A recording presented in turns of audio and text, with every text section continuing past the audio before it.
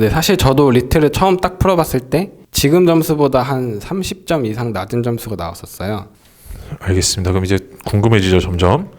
1교시가 이제 언어이해죠, 언어이해. 언어이해. 이게 저도 한번 풀어봤거든요. 풀어봤는데 솔직하게 말씀드리면 이게 변호사의 능력, 법조의 능력과 어떤 관련인지 저는 아직까지 연관성을 연구 중이에요. 저도 찾고 있는데 아마 뭔가 있긴 하겠죠. 그래서 제가 느낄 때는 굉장히 수능 언어 같은 그런 어려움을 좀 느꼈다. 이거를 좀 잘 치려면 어떻게 공부를 해야 되는지 한번 말씀 좀 해주세요.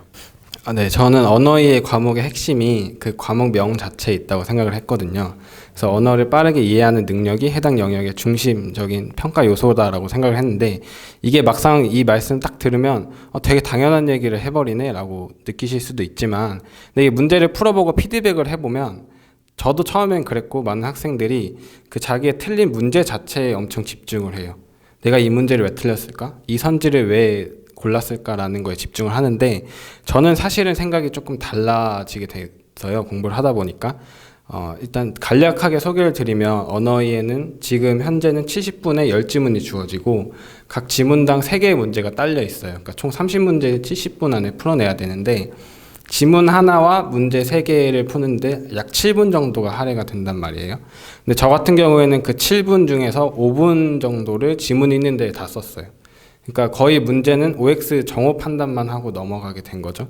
근데 이런 식으로 풀었을 때 정답률이 잘 나왔기 때문에 저는 이 방법을 택한 것인데 그만큼 지문을 정확하게 이해를 하면 문제는 당연히 풀리게 되어 있다 이렇게 생각을 했고요. 그래서 복기를 할 때도 피드백을 할 때도 내가 지문의 어떤 부분을 잘못 읽었는지 지문의 구조를 내가 잘못 파악하지 못했다면 왜 그랬는지를 중심으로 피드백을 했지 이 선지가 왜 맞고 저 선지가 왜 틀릴까를 중심으로 하지는 않았거든요. 네, 이런 중심적이고 원론적인 부분 이외에도 사실 독해력과 속도에 대해서도 고민이 많으신 것 같아요. 그러니까 읽어도 뭔 말인지 모르겠으면 읽으면 소용이 없잖아요. 그 다음에 빠르게 읽어내지 못하면 그 70분 안에 10지문을 다 못 볼 수가 있겠죠. 그래서 일단 독해력에 대해서 먼저 제 경험을 말씀을 드리면 저는 이 글을 구조적으로 읽는 게 굉장히 중요하다고 느꼈어요. 그러니까 이게 좀 농담 같기도 한데 저는 시험 문제를 이렇게 멀리서 봐야 된다고 봤거든요. 시험지를 일부러 그 시험장에서도 이렇게 봤어요. 그러니까 이렇게 봐야 세부적이고 지엽적인 내용이 함몰되지가 않을 수 있거든요. 근데 사람이 긴장되고 글이 잘 안 읽히다 보면 암기하려고 많이 달려들어요. 그러니까 내가 이 내용이 시험 문제에 나올 것 같으니까 이걸 내 눈에 발라놔야지 하고 이렇게 막 흡입돼서 읽는데 그렇게 되면 구조가 잘 안 보인다는 거죠. 그래서 저는 일부러라도 좀 멀리서 그 다음에 지문의 체크를 최대한 덜 하고 그렇게 거리감을 둔 채로 읽으면 구조가 조금씩 보이기 시작하실 거예요. 그 다음에 평소에 글을 읽으실 때도 그런 구조를 염두에 두고 읽는 연습이 반드시 필요한 것 같고요. 그 다음에 속도에 대한 고민도 많으세요. 그러니까 70분을 다 썼는데 7지문, 8지문밖에 못 읽었다. 이거 어떻게 해야 되냐. 근데 저는 이거를 빨리 읽으려고 노력을 하시는 건 잘못됐다고 생각을 해요. 속도도 사실 제가 말씀드리는 것처럼 낭독하기 시작하면 70분 안에 10지문 다 읽어드릴 수 있어요. 그러면 머릿속에 하나도 안 남잖아요. 그러니까 핵심은 결국에는 그 정보를 통합적으로 이해해서 머릿속에 집어넣는 속도가 중요한 건데 따라서 속도도 독해력에 굉장히 종속적인 변수다 이렇게 생각을 해서 결국에는 낯선 글에 빠르게 친해지는 연습이 필요해요. 그래서 문제풀이 그 자체보다 독해 연습이 필요한 거고 그래서 기출문제를 여러 번 해독하는 것보다 그냥 양질의 텍스트를 계속해서 하이퍼링크식으로 타고 가면서 읽어 나가는 과정이 언어의 핵심이라고 그렇게 말씀드리고 싶고 그래서 이걸 비유를 조금 해드리자면 길 모르는 동네에서 길 찾는 거랑 좀 비슷한 것 같아요. 그러니까 제가 모르는 동네에 딱 혼자 떨궈놨을 때 지도 나침반 그 다음에 교통 표지 이런 걸 보고서 제가 스스로 길을 찾을 수 있어야 되는데 사실 그거를 강사나 과외 선생님이 해주게 되면 못 찾거든요. 다른 또 생소한 동네에 갖다 놨을 때 혼자 지도를 보고 찾을 수 있는 가능성이 많이 낮아져서 그거를 꼭 그 모르는 지문 안에서 길을 찾는 연습, 구조를 찾는 연습을 스스로 해보시기를 꼭 권고드리고 싶고 다만 그 사설 모의고사나 강사분들의 문제는 저는 활용을 했어요. 그러니까 이게 리트 지문 정도의 그 호흡을 가진 글이 사실 많지는 않아요. 아무리 짧은 논문이라고 하더라도 그 길이가 몇 배는 되거든요. 그래서 그 짧은 호흡에 글을 읽어내기 위해서 사설 모의고사를 본다든지 강사분들의 모의 문제를 풀어보곤 했는데 결과에는 사실 연연할 필요가 없고 그냥 그때도 새로운 제재를 빨리 흡수하고 친숙해지는 과정 그거를 연습한다는 데 좀 많이 중점을 두었던 것 같아요. 제가 두 가지 정도 궁금한 게 있는데 이제 아까 근데 일단 굉장히 재밌는 거는 책을 이제 멀리서 본다. 이게 문제 풀 때 웃으시는 분들 굉장히 많으실 것 같은데 저 똑같이 했어요. 왜냐면 제가 항상 어떤 느낌이 좀 있었냐면은 문제 풀 때도 이게 문제 이렇게 보기 시작하면 내가 문제한테 잡아먹히는 느낌이 들잖아요. 이렇게 그래서 안 보여요 이게. 사실 근데 객관식이라는 거는 또 이제 읽는 거하고 또 느낌이 좀 다른데 선지가 저희 팔지선다 시험이었거든요. 그러면은 그 중에 맞고 틀린 것들은 멀리서 봤을 때 좀 전체적으로 보면은 약간 묶음이 보여요. 아, 이런 식으로 내가 접근하겠다 이런 게 있는데 너무 이렇게 매몰돼 버리면은 진짜 봐야 되는 건 놓치는 경우가 있는 것 같고 실제 제가 근데 여쭤보고 싶은 건 뭐냐면 구조적으로 독해하는 게 중요하다라고 했다. 이렇게 이제 그러니까 뭐 글을 멀리서 봐야 된다고 말씀을 하셨는데 그때 글의 구조라고 하면 어떤 게 구체적으로 말씀하시는 건지 좀 궁금해요. 뭐 제가 좀 추상적으로 말씀드렸을 수도 있는데 예시를 하나 들어드리면 이것도 스포를 좀 주의하셔야 되는데 기출 풀어보실 분들은 넘기고 보셔도 될 것 같아요. 2018학년도 언어이해 지문 중에 폴란드 국민들의 역사의식과 관련된 지문이 하나 있어요. 그 예시를 든 이유는 그 지문을 잘 읽어보시면 역사적인 인식이 생긴 배경, 그 다음에 그 내용, 그 다음에 전환의 계기, 또 새로운 역사의식이 생기게 된 배경, 내용, 전환의 계기 이런 식으로 구조가 이어져요. 이렇게 되면 문제 내용을 빨리 파악하기가 쉽고 그 다음에 언어의 문제가 대략 어떻게 나오냐면 각 그 역사인식 단계의 내용을 1차원적으로 물어보지 않아요. 각 역사인식을 통시적으로 쫙 놓고서 걔네들 사이의 공통점이 뭐고 차이점이 뭔지 물어보거든요.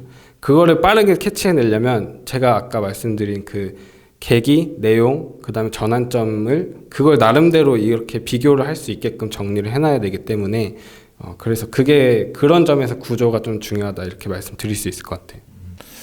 알겠습니다. 그 다음에 하나 더 아까 이제 공부를 연습할 때 하이퍼링크식으로 이렇게 따라가면서 읽어야 된다고 말씀해 주셨는데 그것도 좀 설명을 더 해주실 수 있나요? 예시를 또 들어드리면 논문이나 단행본을 보면 출처가 나와 있잖아요. 근데 만약에 제가 뭐 아인슈타인의 상대성 이론에 대해서 읽기 시작했어요. 그럼 읽다 보면 궁금증이 생기는 거예요. 왜 하필 상대성 이론일까? 그 상대성이라는 말이 왜 붙었을까? 그러면 그 상대성의 의미와 관련된 원전이 있겠죠. 그럼 저는 그걸로 또 찾아서 들어가서 읽는 거예요. 이 상대성의 의미가 뭐 갈릴레이부터 시작해서 뭐 이렇게 변천해왔다. 뭐 이런 텍스트가 있으면 거기서 또 읽고 그러면 갈릴레이의 또 다른 뭐 업적은 뭐가 있을까? 이런 식으로 그 인터넷 보면은 나무위키나 위키백과 가면은 링크가 쫙 있잖아요. 그거를 타듯이 계속 읽어서 거미줄식으로 확장을 하는 거죠. 그럼 이게 시험 문제 풀 때 그렇게 하신다는 거예요? 아니면 평소에 어떤 읽기 연습을 하실 때 그렇게 하신다는 거예요? 네, 평소에 읽기 연습을 할 때 이렇게 해야 되고요. 시험 문제 풀 때는 궁금증을 많이 가지시면 안 됩니다. 네. 제가 이 부분에 혼란이 좀 있으실까봐 저는 지금 순간 들을 때도 그러면 시험에서 예를 들어서 상대성 이러다면 상대성에 그 다음에 뭐에 관련된 거지 이렇게 하실까봐 좋습니다. 평소에 이제 굉장히 이렇게 좀 넓게 거미줄처럼 좀 읽으신다 이렇게 좀 정리를 해보겠습니다. 굉장히 제가 좀 공감이 가는 부분들도 많이 있고 참 이런 거 보면 아까 2018년도 언어의 폴란드 국민의 어떤 인식 변화에 대해서 얘기해 주셨는데 이렇게 생각하시는 분들 계실 것 같아요. 야, 저 천재 아니야? 어떻게 외울까? 이렇게 하시는 분들 계실 것 같은데 참 재밌는 거는 우리가 화자 하나하나를 외우라면 잘 못 외우지만 멀리서 보고 그 모양을 쉐이프를 외우라고 하면 외워지잖아요. 그걸 우리가 다시 머릿속에서 끄집어내고 인출하는 이게 생략이 돼 있으니까 다 외우는 것 같이 보이는 거예요. 그러니까 여러분들도 공부를 이렇게 전체적으로 큼직하게 많이 해주시면 좋겠어요. 이거는 어느 공부여도 마찬가지거든요. 그래서 좀 기억해 두시면 좋겠고 제가 말이 많아지고 있는 것 같은데 근데 저는 이렇게 또 해박하신 분 처음 봐가지고 굉장히 수험에 대해서 꿰고 계시고 방법적으로 이렇게 자기만의 어떤 그게 딱 있으신 분은 굉장히 오랜만에 만나는 것 같아요. 자, 2교시로 이제 넘어가겠습니다. 추리 논증이죠. 추리 논증. 저도 이거 풀어봤는데 이것도 저도 참 제가 정말 변호사로서의 능력을 의심하게 되더라고요. 이게 안 풀리네? 약간 이런 생각이 굉장히 많이 들어가지고 이건 혹시 어떻게 또 준비를 좀 해야 될까요? 제 언어의 앞에서 설명드릴 때는 그 문제풀이 자체보다 지문 독해 연습을 더 해야 된다고 말씀드렸는데 추리 논증은 조금 핀트가 다른 것 같아요. 그 지문은 사실 짧고 지문의 양은 한정적이고 그게 이해하는데 크게 어려운 수준이 나오진 않기 때문에 지문 분석보다 문제풀이에 초점을 두어서 공부하시는 걸 많이 추천을 드리고 특히 제가 꼭 강조드리고 싶은 건 유형별 풀이가 좀 중요하다는 거. 그래서 법학전문대학원 협의회가 그 시중에 해설서를 내놓고 있어요. 저도 그거를 많이 참조를 하긴 했지만 그 책을 보기 전에 사실 그 책에서도 유형별 분류를 해놓긴 하거든요. 근데 그 유형별 분류가 사실은 출제위원분들이 하시는 게 아니라고 저는 알고 있어요. 비공식적인 루트를 얻은 정보지만. 그리고 그 유형이 중간에 많이 바뀌기도 하고 일관성도 사실 조금 없어 보이는 부분도 있었거든요. 그래서 그 유형별로 그냥 수동적으로 그거를 파악하시기보다는 스스로 이 문제는 어떻게 접근해야 하는 유형일까라고 유형의 카테고리 자체를 정의해 보시는 걸 저는 많이 추천을 드리고 싶고, 그리고 요즘에 보면은 기존 유형들이 섞여서 많이 나와요. 그러니까 처음에는 초창기 리트에는 수리 계산형 문제 따로, 그 다음에 뭐 의견 대립형 문제 따로 이렇게 나왔다면 지금은 의견 대립형하고 수리 계산형이 막 합쳐져서 이 의견에 따르면 뭐 전기세는 얼마가 되고 저 의견에 따르면 전기세가 얼마가 되고 막 이런 식으로 섞여서 나오기 때문에 그 유형 자체를 본인이 정의하고 그다음에 그 유형에 맞는 풀이법을 각자 나름대로 정립해 나가는 과정이 굉장히 중요하다고 생각하거든요. 그래서 이 유형화에는 정답이 없는데 저는 꼭 추천드리고 싶은 거는 함께 공부하는 스터디를 만들어서 이 유형을 공유하고 풀이법도 함께 토의하면서 정립해가는 게 저는 좋다고 생각해요. 그러니까 제가 보지 못하는 부분, 볼 수 없는 팁들을 다른 스터디원들이 함께 하면서 이야기해 줄 수가 있거든요. 그러니까 그런 장점이 있기 때문에 추리 논증에 관해서만큼은 그런 토의하는 과정, 스스로 풀이법을 정립해가는 과정 그렇게 꼭 해보시라고 강조를 드리고 싶어요. 그리고 그 다음에 양치기로 좀 효과를 볼 수 있는 부분도 있어요. 그러니까 피셋이나 뭐 저 같은 경우에는 입법고시나 행정고시 피셋을 따로 조금 풀어봤는데 그렇게 하면서 앞에서 제가 좀 짜봤던 그런 유형별 접근법 이런 걸 좀 시험을 해봤는데 그래서 저는 이 논증 규칙이나 논리 같은 게 시험별로 달라지지는 않을 거라고 생각했기 때문에 다른 시험에도 적용을 해봤던 거고요. 그 과정에서 뭔가 정답률이 너무 안 나온다던가 아니면 풀이가 매끄럽지 못한다던가 모순이 생긴다던가 시간이 너무 오래 걸린다던가 하면은 그거를 계속 수정 보완하는 쪽으로 가셨으면 좋겠습니다. 근데 다만 이 방법론 자체에 대한 고민 없이 뭐 10문제 20문제고 푼 다음에 채점하고 던져버리면 별로 얻는 게 없을 것 같아요. 그래서 조금 문제를 적게 풀더라도 꼭 그 풀이법에 대한 고민을 함께 가져가셨으면 좋겠습니다. 또 이것도 너무 추상적으로만 말씀드리면 이해가 잘 안 되실 수가 있어서 또 예시를 하나 들어드리면 추리논증 파트에서 가장 흔하게 출제되는 유형이 어떤 상황에 대해 구체적인 상황에 대해 서로 다른 의견이 제시되고 그 상황에 대한 평가를 예측하는 유형이 있어요. 가령 거짓말하는 상황에 대해서 칸트는 뭐라고 하고 제레미 벤담은 뭐라고 하고 마이클 샌들은 뭐라고 할까 뭐 이렇게 예측하는 문제가 나오면 저 같은 경우에는 그 추상적으로 표현된 의견을 먼저 읽고 그 의견 간의 공통점과 차이점을 먼저 분석을 했거든요. 근데 다른 스터디원 분들 중에는 그 구체적인 상황을 먼저 읽은 다음에 예상되는 쟁점을 뽑아낸 다음에 그에 맞는 의견만 읽으시는 분들도 있었어요. 뭐가 정답이라고는 확언을 드리기는 어렵지만 이런 식으로 고민을 해보시는 게 실력 향상에 도움이 된다 이렇게 말씀드리고 싶습니다. 말씀을 듣다 보면은 굉장히 좀 저도 이제 분석을 좀 하게 되는데 보면은 이런 분들도 있어요. 방금 말씀해 주신 것처럼 구체적인 것에서 나와가지고 내가 논점 딱 뽑아서 거기 맞는 것들만 어떻게 보면은 추론만 딱 해보는 분들도 있으신 반면에 글을 읽으시는 방식이라든지 공부하시는 전반적인 접근법 자체가 그다음에 내 머릿속에서 재조합을 해가지고 그런 이해를 바탕으로 이해에 조금 더 시간을 많이 쏟으시는 것 같아요. 참 대단하신 것 같고 그다음에 제가 궁금한 거는 스터디는 어느 정도 효율성이 있는가? 지금 이제 언어 이해 같은 경우보다 특히 우리 추리 논증에서 스터디 도움을 좀 받을 수 있다고 말씀하셨는데 일반적으로 그러면 우리가 리트 준비할 때 스터디는 좀 어떻게 도움이 되나요? 네, 일단 공부 내적으로는 아까 말씀드렸듯이 자기 풀이법을 발화해보는 게 좀 중요해요. 머릿속으로는 내가 이게 말이 되는 것 같은데 사실 말로 꺼내볼 때 잘 안 되거나 꺼내고 나니까 이상한 부분이 있을 수 있거든요. 이거를 꼭 소리내서 다른 사람들한테 설명을 해보고 그 사람들 리액션을 보는 거죠. 막 설명을 했는데 내가 보기엔 완벽한 풀이었는데 뭐 표정이 안 좋다던가 이해가 안 된다던가 그럴 수가 있거든요. 그러면 빨리 수정을 해야죠. 다른 분들의 풀이를 이렇게 흡수할 수가 있는 거고, 공부 외적으로는 그 리트라는 시험이 명확하게 커리큘럼이 있는 게 아니잖아요. 그러니까 스스로 계속 다음에 뭘 할까를 찾아 나가는 과정이 있어야 되는데, 그거를 스터디원들이랑 같이 하면 좀 지속성 측면에서 장점을 많이 얻을 수 있는 것 같아요. 다음에 뭐 할지를 다른 사람들과 의논을 해서 정하고, 그 과정에서 서로 또 피드백을 주고받고, 그런 강제성도 확보할 수 있기 때문에 스터디는 웬만하면 하시라고 말씀드리고 싶네요. 알겠습니다. 스터디는 이제 지금 정리를 해본 아웃풋적인 관점. 제가 이거는 뭐 셀프 렉처 이런 걸로 많이 말씀을 드렸지만 머릿속에 맴도는 거하고 내가 말로 해본 거 완전히 달라요. 그래서 내 풀이 과정 같은 것들은 특히 사고를 통해서 인간은 모순을 피하고자 하는 게 있거든요. 근데 말을 해봤는데 꼬인다든지 그다음 억지로 했는데 상대방 반응이 이상하면 그때는 수정을 해야 될 때겠죠. 그다음에 어떤 공부함에 있어서 지속성, 강도 이런 부분들에 있어서 스터디가 좀 도움이 되는 것 같다 말씀을 해주셨고, 3교시는 이제 논술이죠. 이제 유형이 좀 다르죠. 지금까지는 찍기가 가능했다면 이제 논술은 좀 그런 게 불가능한 서술형 시험인데 좀 다르게 좀 준비를 해야 되나요? 네, 사실 고백드리자면 논술 시험을 앞서서 이게 할 거냐 말 거냐의 기로에 좀 서 있을 수가 있어요. 이것도 아까 영어랑 비슷한데 학교별로 반영하는 방식이 좀 많이 달라요. 어떤 학교는 이거를 채점을 해서 점수화한 다음에 반영하는 학교도 있고, 또 어떤 학교는 그냥 정성적인 부분에서 반영할 수도 있다. 그러니까 안 볼 수도 있다는 거죠, 사실은. 그렇기 때문에 이걸 얼마나 준비할지, 여기에 인풋을 얼마나 넣을지는 앞에서 풀었던 그 집리트 점수군을 보고 나의 포텐셜을 봤을 때 목표 학교는 이 정도가 적당하겠다라는 각이 어느 정도 나오니까, 그거를 보시고 입시 영광을 보셔서 논술을 어느 정도로 해야겠다라는 마음을 잡으시면 될 것 같고, 저 같은 경우에는 사실 논술 준비를 따로 하지는 않았고, 그냥 그 일주 전에 시행된 사설 모의고사 문제를 풀어보고, 그 다음에 당일날에도 그냥 그렇게 문제를 풀어보는 정도로 그렇게 했던 것 같아요. 알겠습니다. 논술도 그 얘기를 해주셨는데, 그러면은 지금 이제 1, 2, 3교시까지 말씀해 주셨는데 특별하게 조금 더 신경 써야 될 게 있다, 뭐 이런 게 좀 있나요?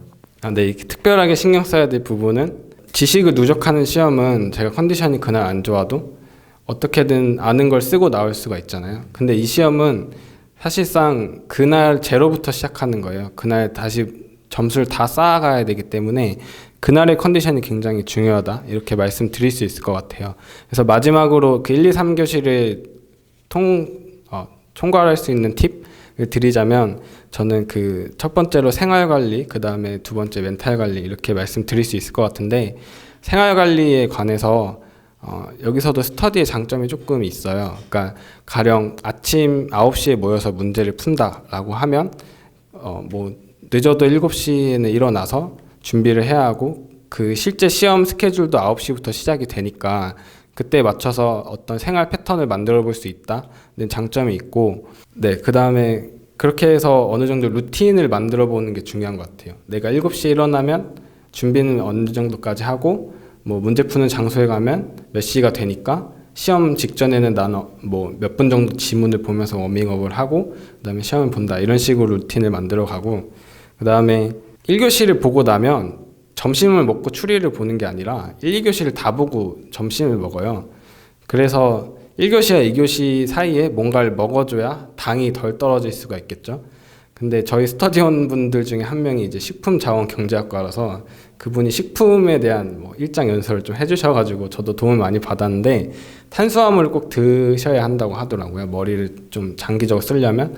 그래서 저도 뭐 고구마를 먹는다든지 죽을 먹는다든지 하는 방식으로 좀 그 스태미나를 끌고 가려고 했던 것 같고, 멘탈도 좀 중요한 것 같아요. 이게 아무래도 당일 하루에 딱 보아버리는 시험이기 때문에 좀 평소부터 걱정이 많으신 분들이라든지 아니면 한방 시험에 좀 약하신 분들이 있을 수 있잖아요. 그런 분들이 좀 평소에 실력을 발휘를 못하는 경우가 있어서 안타깝긴 한데, 뭐 여기서 일단 제가 쓰진 않았지만 저도 꽤 괜찮은 팁이라고 느꼈던 거 하나를 우선 전달해드리면, 이런 분들이 있대요. 시험장에 딱 가면 눈만 마주치면 속으로 너는 내가 이겼어 라고 이렇게 암시를 한다는 거예요. 물론 입 밖으로 내면 당연히 안 되겠지만 이런 식으로 암시를 하면서 자신감을 북돋으시는 분들도 있다고 하더라고요. 저 같은 경우에는 크게 두 가지 마음가짐을 갖고 시험에 들어갔는데, 첫 번째는 이 시험 자체가 성취가 아니라 그냥 내가 이때까지 성취한 걸 확인받는 과정에 불과하다고 계속 마인드를 마인드셋을 했던 것 같아요. 그렇게 만약에 시험이 성취라고 느끼게 되면 그날 하루에 그 6개월, 7개월간의 모든 과정이 다 이미 결정이 돼버리는 거잖아요. 그렇게 되면 그 하루 짧은 순간의 부담이 너무 커진다고 생각을 해서 일부러 내가 성취하고 있는 건 그냥 하루하루 내가 지문 하나를 더 보고 문제 하나를 더 푸는 것이지 그것 자체가 시험 자체가 성취는 아닐 거야 라고 많이 되뇌었던 것 같고, 그다음에 시험장에 가서는 저도 사실 너무 긴장을 해서 시험 전날에 2시간밖에 못 잤어요.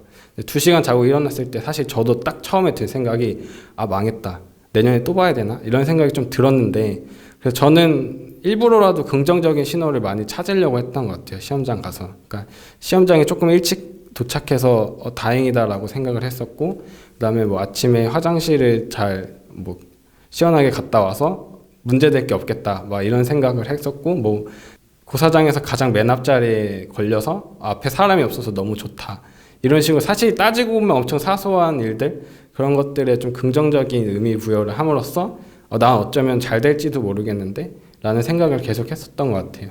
그렇게 함으로써 조금 멘탈이 극복되지 않았나 그렇게 생각합니다.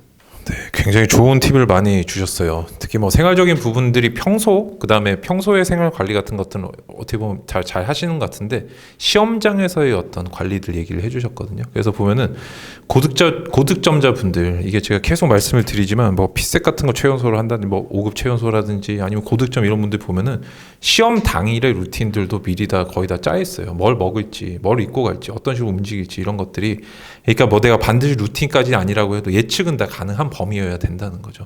그런 부분들도 너무 잘 얘기를 해주신 것 같고, 마지막으로 그러면 이제 보통 요즘에 나는 법조인의 꿈을 가지고 좀 리트를 빨리 좀 준비를 해보겠다 그래서 저한테 문의를 주시는 분들이 굉장히 많아요. 근데 제가 그래서 답변을 다 드리지 못하는데 모르니까 저는, 그래서 혹시 그렇게 좀 미리 좀 나는 대학 다니는데 리트를 법조인이 되고 싶다, 준비를 미리 하고 싶다, 그럼 어떤 걸 좀 하면 좋을까요? 네, 이 부분도 리트 신수설에 대한 어떤 반론이 될 수 있을 것 같은데, 저는 사실 리트 자체를 공부하기보다 뭐 여러분들이 다 전공이 있을 테니까 그 전공 자체에 충실하시라는 말씀을 꼭 드리고 싶어요. 앞에서 제가 뭔가를 많이 이야기를 드렸지만 사실 이것들이 다 제로 베이스에서 제가 스스로 고안한 것들이 아니거든요. 저 역시 뭐 운이 좀 좋았지만 그래서 전공 영역이 좀 잘 맞는다고 생각을 하긴 했지만 전공 공부를 하면서 얻은 공부법들, 접근법이 굉장히 많아요. 가령 경제학을 통해서는 수리적인 사고와 논증력을 많이 얻을 수 있었고, 사회학을 공부하면서는 글을 구조적으로 읽고 그거를 써보는 연습을 계속 할 수 있었던 것 같아요. 그래서 뭐 많은 분들이 요즘에 코로나로 인해서 학교도 못 가는데 등록금이 너무 아깝다, 근데 그 부분은 차치하더라도 어쨌든 간에 그 학기 내에서 최대한 뽑아낼 수 있는 거를 뽑아내셨으면 좋겠어요. 그래서 소위 꿀강의라고 부르죠. 그 학점 잘 주고 하는 거 없는 강의들, 그런 것들을 듣게 되면 아마 학기 중에 마음이 더 몸과 마음이 편하고 학점도 더 잘 나올 수는 있지만 궁극적으로 학생으로서 얻어가는 게 많지는 않을 수 있다고 생각해요. 그래서 각 전공 영역마다 심화 영역이 분명히 있을 거란 말이에요. 그 심화 영역의 과목들을 과감히 수강하면서 그 방대하고 난이도 높은 내용들을 체화해보고 그 과정에서 방법론도 숙지하게 되는 것이지, 그 막 제로 베이스에서 방법론부터 쌓은 다음에 공부를 해봐야지 하면은 조금 앞뒤가 안 맞을 수도 있다 그렇게 생각을 하고, 그 다음에 요즘에 자기소개서의 중요도도 워낙 높아지고 있기 때문에 꿀강만 들어서는 좀 학점 수강에 일관성이 없어 보일 수가 있어요. 저 같은 경우에는 사실 성적표를 보면 좀 웃기는 게 미시경제와 강론만 다 들었거든요. 거시경제를 거의 안 들었어요. 근데 이게 제가 흥미가 있고 좀 깊게 파보려는 의도가 있어서 그렇게 된 거라서 저도 자기소개서 쓸 때는 많이 어필을 할 수가 있었는데, 만약에 꿀강만 찾아 들었으면 아마 저도 그런 어필을 할 수가 없었겠죠. 그 다음에 경제학을 예시로 들면 21학년도 리트에도 경제학 지문이 나왔는데 그게 개인적으로 좀 관심이 있어서 많이 논문도 찾아보고 원전도 보고 테드 강의도 보고 했던 내용이었거든요.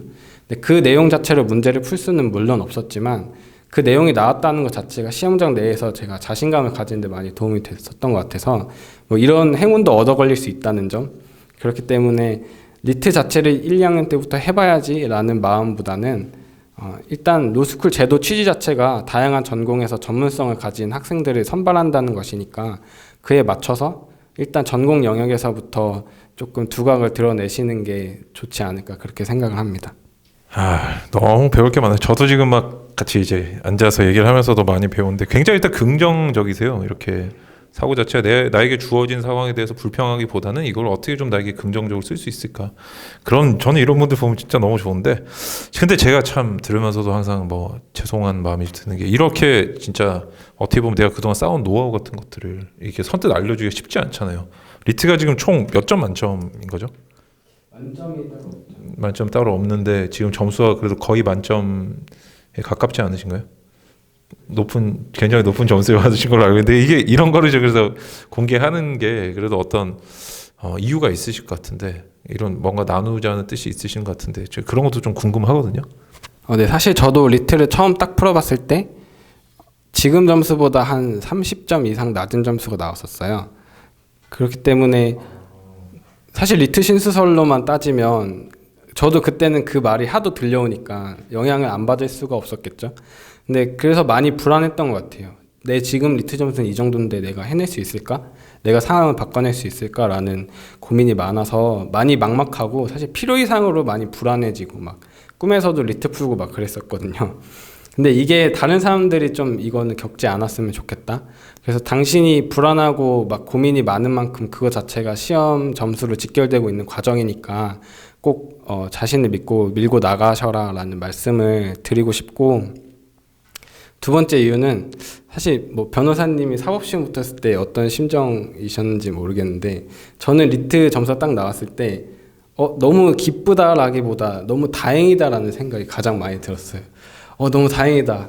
그렇기 때문에 제가 사실 그 생각이 든 것도 다른 사람들의 도움을 굉장히 많이 받았어요, 시험 기간에서.